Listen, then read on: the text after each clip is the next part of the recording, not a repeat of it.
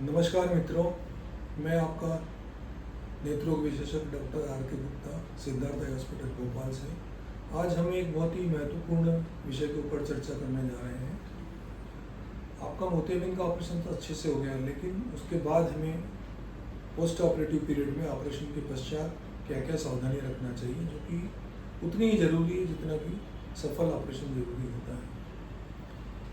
Operation के पश्चात चूँकि अब आधुनिक पद्धति लेज़र द्वारा ऑपरेशन होता है, मोतियाबिंद का पिको के द्वारा होता है, तो उसमें हॉस्पिटल स्टे बहुत टाइम नहीं रहता है। पेशेंट की आधे घंटे के बाद छुट्टी कर दी जाती है। यदि आपका ऑपरेशन आँख में इंजेक्शन लगा के किया गया है तो उसमें पट्टी लगी रहती है आँख पर, और नहीं किया गया है तो पट्टी नहीं लगी रहती है, काला चश्मा दे दिया जाता है। सबसे महत्वपूर्ण ये है कि जब आप घर जाएंगे तो उस दिन रात को जब आप सोएंगे तो ऊंचा तकिया नहीं लगाएं। दूसरा, जिस आपका ऑपरेशन हुआ है उस तरफ नहीं लेटे, अन्यथा दूसरे दिन आपको आँख लाल सूख मिलेगी। हम पेशेंट्स को कई 2-3 तरह के ड्रॉप्स देते हैं जो कि उनको दूसरे दिन से डालना है। जब भी दूसरे दिन से ड्रॉप आपको पहले फर्स्ट फॉलोअप और सेकंड फॉलोअप में डॉक्टर के पास ऑपरेशन के जस्ट दूसरे दिन और ऑपरेशन के 72 घंटे के पश्चात आपको दिखाना ज़रूरी है, क्योंकि जो भी इन्फेक्शन वगैरह आँख में जिस तरह की भी प्रॉब्लम होती है वह इन्हीं 3 दिनों के अंदर होती है। तो जब आप दूसरे दिन डॉक्टर को दिखाने आएंगे तो वो आपको ड्रॉप प्रिस्क्राइब करेंगे। 2-3 तरह के ड्रॉप होते हैं, एक एंटीबायोटिक ड्रॉप होता है, एक एंटीबायोटिक के साथ स्टेरॉइड ड्रॉप होता है, और साइक्लोजिल ड्रॉप होता है। ये ड्रॉप्स और एक मलम दिया जाता है रात को। तो ये ड्रॉप्स आपको, कुछ एंटीबायोटिक ड्रॉप्स दिन में 4 बार डालना पड़ते हैं, स्टेरॉइड भी 4 बार डालना पड़ते हैं, और कोई ड्रॉप 1 बार डालना पड़ता है।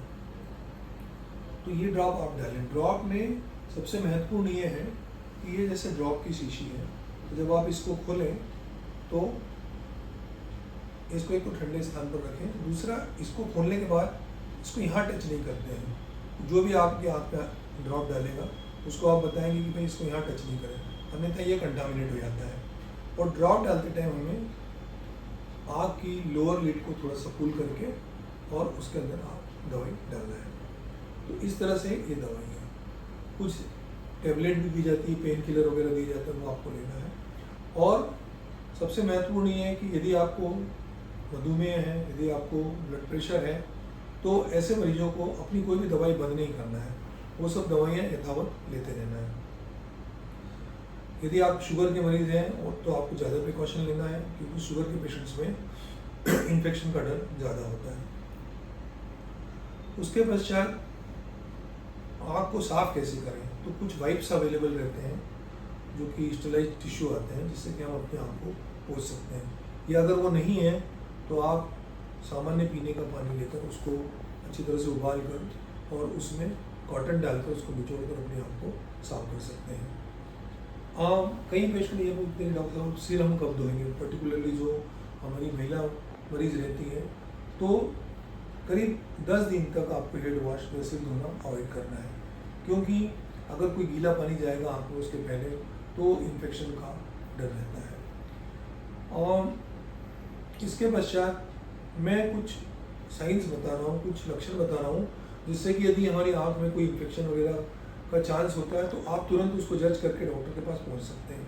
यदि ऑपरेशन के पश्चात आपकी आँख बहुत ज़्यादा लाल हो जाए, यदि बहुत ज़्यादा दर्द होने लगे जो कि असहनीय दर्द हो, जो कि आपको दवाई खाने से भी ठीक नहीं हो, और एकदम से धुंधला दिखने लग जाए, जितना आपको ऑपरेशन के फर्स्ट डे दिख रहा है पहले दिन, उसके बाद एकदम से धुंधला दिखने लग जाए, तो ये 3 जो लक्षण हैं, ये लक्षण शो करते हैं कि आपको आँख में इन्फेक्शन हो रहा है या एंडोथेलिटिस हो रही है। तो उस कंडीशन में आप तुरंत डॉक्टर से कांटेक्ट करें और अपना इलाज कराएं, क्योंकि ये साइड थ्रेटनिंग यानी कि आपकी आँख की रोशनी भी इससे जा सकती है।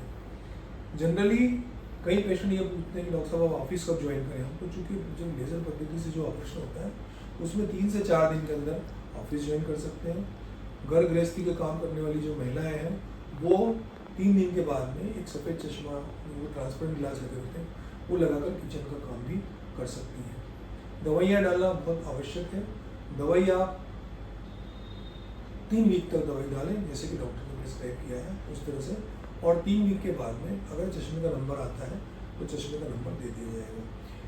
खाने में आप सभी चीज़ें खा सकते हैं, ऐसा कुछ नहीं है कि आपको पतला खाना, दाल पूरी दलिया ही खाना है। आप सामान्य खाना खा सकते हैं, उसमें सब्जियों का, हरी सब्जियां ज़्यादा खाएं, कुछ प्रोटीन डाइट भी अच्छा लें, और बाकी अपना जो घर में सामान्य खाना बनता है वो खाएं। थोड़ा जो जनरली आजकल इशू आते हैं वो ये है कि स्क्रीन टाइम, कई लोग जो वर्किंग रहते हैं, उनके ऑफिस वगैरह में काम करते हैं, उनका स्क्रीन टाइम ज़्यादा रहता है, तो उसको थोड़ा सा कम रखें। अभी मोबाइल वगैरह थोड़ा कम चलाएं, टीवी वगैरह आप 8-10 दिन बाद देख सकते हैं। तो इन छोटी छोटी सी अगर आप सावधानियाँ रखेंगे तो आपकी रोशनी बहुत अच्छी होगी। धन्यवाद।